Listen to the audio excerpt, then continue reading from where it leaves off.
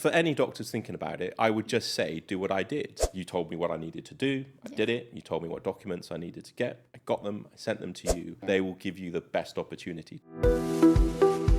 Thank you so much, Dr. Nicholas Sangala, for coming to our podcast today. We're so excited to speak to you. Why don't we start off by you telling us who you are, your background, where you come from, and also where you are working now? Fabulous. Yeah, absolute pleasure being here. I've seen this setup before. I'm excited. Long story. How much time do we have? We haven't as much time as you need. Okay, so Nicholas Sangala, I am English and Malawian. So my mother's English, my father's Malawian. Both my parents are doctors, and I was born in a place called Malawi, which is in Africa. Yeah, so I've been in a few places. I grew up in the first few years, 1 to 5, basically in Malawi, and then I moved to the UK for a period. And then my mum got a job as a doctor. She was a doctor, but both my parents are doctors. And my mum got a job back in Malawi. And so I went back to Malawi between when I was around 10. I spent 10 to 14 there, and then I went to boarding school in the UK, hence I sound how I sound. That's amazing. Excellent time. I loved growing up. I loved being in Malawi. I think I got my inspiration to be a doctor from my parents, obviously. So my mum's a obs and gynae doctor, and I have vivid memories in Malawi of her literally coming home having saved people's lives. Oh, that's amazing. So magical moments, but also very stressful. It was clearly very stressful for her. So there was a lot of good and a lot of bad, but completely inspiring. My dad was an anaesthetist, and when I was growing up, I didn't really understand what that meant. He used to say he put people to sleep, and I hope woke them up as well. But what I remember most about Dad and medicine is whenever we travelled around Malawi is quite a poor place. It's one of the poorest countries in Africa still today. And whenever we would travel around, he would take this medicines bag with him, and he would run a clinic. He would just tell all the local people that he was a doctor and he was there, and then a group of people would appear, and he would see them one by one and do a little clinic and then say, all right, see you tomorrow, and then come and play with us. Which again is really quite inspiring. So then I took off and I went to boarding school in Bath, Kingswood, shout out, great school. It's got lots of friends that I met from there. And then found my feet eventually following the footsteps of my parents. So I went to Guy's, King's and St Thomas's Medical School. Wow. I met a great bunch of people there, had a great time there. I always thought I wanted to be a surgeon. I've got that kind of nature about me. I'm quite sporty. I like doing things with my hands and building things. But I very quickly, as a doctor, I realized that what interested me most was medicine. It's very challenging. Everything's so different. There's never the same patient, never the same day. And that's what actually drew me to nephrology, because nephrology is one of the biggest challenges out there. There's not much evidence around nephrology, so there's a lot of thinking and a lot of problem solving. And like I said, no patient's ever the same. So eventually, I ended up doing my training in nephrology. I'm quite an interesting character. I'm quite driven. I also I follow my interests. So whilst I was doing nephrology, I became very interested in critical care. This sums me up. What I found doing nephrology is a lot of our patients are ill. They've got kidney failure. That's one of the major organs. And when they come into hospital with kidney failure, they often come in because something else isn't working. So they have what we call multi-organ failure. So kidney failure with lung failure or kidney failure with heart failure. And when they get too sick, we would have to call the critical care doctors. And they would always come swooping in and kind of fix things. And I was always interested in what they knew and their skill set that enabled them to do that. And hence I went then and did my critical care training. And that's fascinating. Amazing combination. Amazing combination. So vastly different. But both. They're vastly different in practice, but really quite similar when you get into the detail of it. So I ended up somehow training as a consultant nephrologist and a consultant intensivist. That's amazing, Dr. Nicholas. It just sums up your personality. Yeah. I am curious and I'm going to make this happen. That's the word, curiosity. I'm just curious. You're a very curious individual. That's amazing, doctor. And you have had a very successful career back in the UK as well. Like you mentioned, you trained in Guy's King's Hospital, St. Thomas's. Yeah. You are a consultant nephrologist Yeah. and intensive care Yeah. training.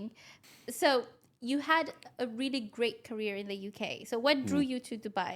What attracted you the most? Gosh. So I think what happened was, so I did my training in intensive care and nephrology, but I became a nephrologist, right? So I've been a consultant nephrologist in a big renal unit in the UK, down in Portsmouth. It's a transplant centre, one of 23 transplant centres in the UK. So we would do about 100 kidney transplants a year. Wow. We had a dialysis population of between 800 and 900 patients, so huge. Wow. One of my specialities was home hemodialysis. So we had one of the biggest home hemodialysis programs, not only in the UK, but in Europe. And with a specific machine that we used, we had one of the biggest program even globally. So we had 100 patients dialyzing at home. And I mean, I thoroughly enjoyed it.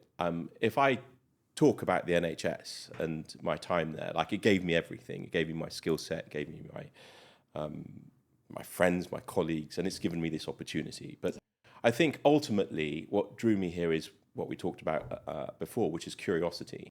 I am curious, and I am always wanting to improve. That's myself. I'm one of these individuals that thinks if you're staying still, you're moving backwards compared to where you should be. So that combination means that I'm a little bit restless. I'm driven. I want to keep improving. I want to improve me. I want to improve systems. And I think I got to the point where I worked, where it was too hard, and I feel like my desire to improve and change things, innovate, how do we get more patients the best care? How can I do that? As doctors, we start with who's in front of us. We can do this one by one. Yeah. But, there's a part of me that thinks, well, how can we make an impact to more than one people? How can we change the system? And I always look at situations like in that way. And I found when it was about 2021, 22, particularly, that I felt that I was no longer able to excel or push myself. Things were just getting too, I found myself in a position where I didn't think I could continue to grow. I get that. Yeah. Yeah. I think that's most of the successful people mindset, where they don't want to stand still, like you mentioned. If you're standing still, you're going backwards. Yeah. So I think most successful people have that drive to keep growing. Yeah. So I completely understand your perspective in that, and I'm actually very happy you chose Dubai. But of course, even if you are a driven person, there are fears that creep in. And there are some fear of the unknown and what to expect. And what were those fears before moving to Dubai, and how does it compare to the reality of living here and working here as a consultant nephrologist? Let me separate that into two things. So first, I have family in Dubai. Okay, so I started coming to Dubai 2011, and I basically came once a year, at Christmas, sometimes twice. So I felt that I knew what I was heading for in terms of the country. Like, I've watched it grow. I remember when I first came here, Dubai Marina was nothing. It was like the beach. Yeah. And now it's what it is. And so I felt like I had an understanding of the place. So I didn't think that was never a concern. Could I come and live here and enjoy Dubai? Yeah, yes, I think I knew that. What I didn't know was medicine in Dubai. And I need to break that down into two things, because there's coming to a job where you don't really understand the system. The NHS, as everyone knows, is free for everybody at the point of need. And Dubai is a private healthcare system. I've never done any private healthcare. So that was going to be a complete shift. And also the type of work, the pathology that you'll see is, I've spent a lot of my career doing dialysis, home dialysis, all these things. And I didn't know what the numbers were like. Do people do dialysis here? Do people do home dialysis here? And what would the actual medicine be like? But that fear wasn't a fear, right? That's a curiosity. That's a challenge. That's an interest. Yeah. I got to the point where I couldn't wait to come here and find out. And I'm still finding out. But that's the exciting thing, because if you don't have this curiosity, then then things become a little bit stagnant. The other fear was leaving the NHS. Yeah. I mean, this is a place that I have been in effect since I was 19. You know, you go to medical school knowing that you're going to end up in the NHS. Yeah. And I did 6 years at Guy's and Tommy's. And I've been in the NHS since the age of 26. That's when I started as a junior doctor. I spent 1 year in Australia and 1 year in Jersey. Wow. I'm 47 now, guys. So, Wow. you know, the majority of my time as a professional has been in the NHS. And it grips you. Like, you become committed to this institution. And there was this fear that I was leaving something. That I can't, you know, I had to kind of get over that before I could commit to coming. So the unknown of being here, to me, wasn't a fear. It was a challenge and something to look forward to. But I had to really get over that I was like leaving something that had been so instrumental in my life. Yeah. I think that fear was far superior to, you know, the unknown of being here. No. Okay. Definitely, yeah. So how does that compare? Is like now that you're here, you've let go.